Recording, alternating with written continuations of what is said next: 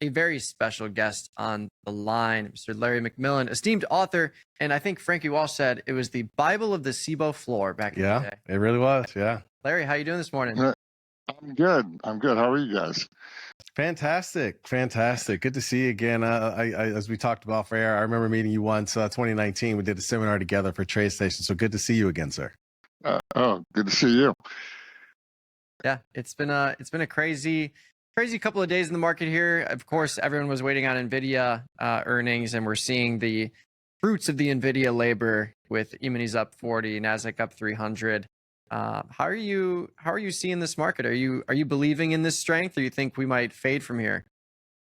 So I'm cautiously bullish. Once we broke out over 7,600 to the new highs, that made the chart positive in my opinion, and we've held that level. It's not like we've really added onto it a whole lot, but we have held onto it, so that's positive. The fact that VIX is pretty subdued, that's also positive. The term structures are sloping upwards, and the VIX futures have a big premium on them, so all that stuff is positive. Some of the other internals it's not quite so positive though, like new highs versus new lows or breadth. Those things are a little bit shaky, but I guess you can't have everything. So in my opinion, as long as we're above 7,600, it's still a bullish chart, a bullish market. Yeah, it's a good call out. I mean, when I look at a heat map, I mean, there's a lot of things that are actually red. For those who haven't noticed, the healthcare is red, consumer defensive is red, but it's all about a lot of the technology names. Some of them were higher, they reversed, but they're in the middle of the range now. NVIDIA, AVGO is obviously pretty strong. And as you mentioned, that bifurcation, if you will, but overall, I know you were saying you trade, zero DTE. Is it individual names or is it more index stuff that you like to do that in? It's all index. What I tend to try to do is let the market do the heavy lifting and figure out, how volatile it's going to be. And so I look to sell, basically, selling a condor, but I'm only, I'm not expecting the condor to really pay off. It's just the ends reduce your margin requirement. So really, selling the strangle and just protecting yourself with the outside. But I'll look to sell, the SPY for, roughly 50 cents or so, maybe a little more than that. And some days that's only 10 points wide, some days it's 20 points wide. So that's what I mean. I'm letting the market do the heavy lifting. If it's not wide enough, though, I use a different strategy, and that's why I'll sell the put credit spread and buy an out of the money call. So this morning, you could have set that up if you really believe that, the market's going to hold through to today. All the way to the close, and so I did that a little bit cautiously. We'll see how that works out. Well, what I found with selling the the 0 data expiration options is that you can easily roll it down too. So if the market starts to fall, you can roll down 1-2 points at a time on SPY, times 10 for SPX, without really having to pay the huge debit to buy the whole thing back. So it's been really quite profitable. Even in April 25, when the market was really, having the tariff tantrum, it's still worked out okay there, because at that point in time, the 50 cent strangle was so far out of the money that even in that volatile market, it was still relatively safe. So you make the 50 cents a lot of times, and then occasionally you lose, and hopefully net it all comes out to a profit. Yeah, we've been doing a lot of those types of 0-day, 1-day type strategies. We have latched on to what you said, where you sell a put spread to buy a call, or you sell a put spread to buy a call spread. I think when you think holistically, your worst beats are when you get a couple in a row to the downside and your credit doesn't offset a lot of your max loss in a spread. But on the other side, if you get the directional move right, like today, let's say you put on a short put to buy a call spread or a short put to buy a call yesterday, you're making a lot more than if you just sold the put spread with this upside move. So it kind of helps offset those losers. Yeah, absolutely. I mean, like last night, I thought it was fairly safe, but with NVIDIA earnings, you never really want to. I had no idea what NVIDIA earnings were going to be. Yeah, so none of us did. I just stood aside on that. And frankly, I think the market is up more than I would have expected with NVIDIA up modestly. Yeah. I think it was more about like the worry of what happens if NVIDIA posts these great earnings that everyone is expecting, but then the market tanks because the expenses are just so high and that pulls everything down. But to your point, we're seeing pretty broad rally here in the E-minis and Nasdaq.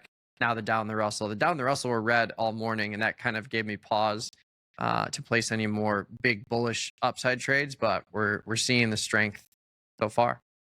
Right. Yeah, and I noticed just before we came out, I saw Microsoft traded up to a level I think it hit 505. That to me that's a positive move for that stock too. I'll just throw this out here. I've been doing some broken wing butterflies in some of these tech stocks. So like you buy two, then 15 points higher. Let's say Microsoft, 15 points higher, you sell three. And then another 15 points higher, you buy one. So it's a broken wing butterfly with upside cap on it. Those have been working out pretty well. So right now the September one in Microsoft it's made a modest amount of money. You're not really going to hit the home run unless you get lucky and the thing just pins right at the middle strike, right at expiration. Even a couple of days to go, you really don't have the spread expanding out to anywhere near its maximum. But you can put these things on pretty cheaply. And it works on the downside too. I mean, if you're looking for cheap protection, you can do that same sort of spread with, let's say, SPX options or spot options, pretty far out of the money, and costs you just a small amount to set it up, and has a lot of potential if it moves down towards that middle strike. Larry, I have a two-part question. What prompted you initially to write a book about trading options that obviously turned into a very famous book that everybody's always reading? Well, so it's funny. So I was at the time I was working for Bell Labs when options were first listed, but I was trading them in my own account right from day one. I was actually trading before day one, trading in the old over-the-counter market, and so then I got a job offer from Thompson McKinnon, so I went there, and I was writing a weekly letter to explaining option strategies, just simple stuff. So some of it might have been racist, but nothing too complicated. Anyway, the New York Institute of Finance wanted to publish a book about option strategies, and they called the SIBO.